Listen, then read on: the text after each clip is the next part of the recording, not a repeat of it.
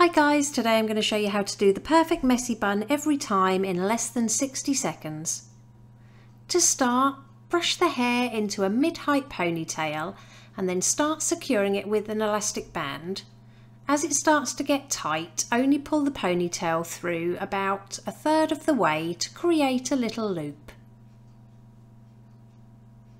Now grab hold of the loop on both sides and pull it outwards to opposite sides of the head to give it a little bit more volume.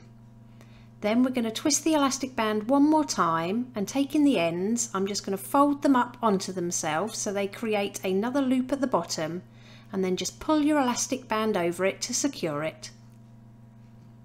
Again, pinch and pull on the side sections for some more volume, and then just pull on the ends as well.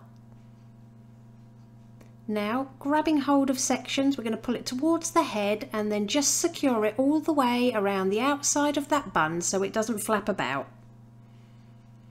Do this on both top and bottom sections.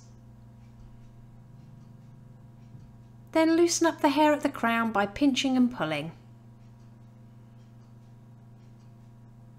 And it really is that easy. Here's the finished look.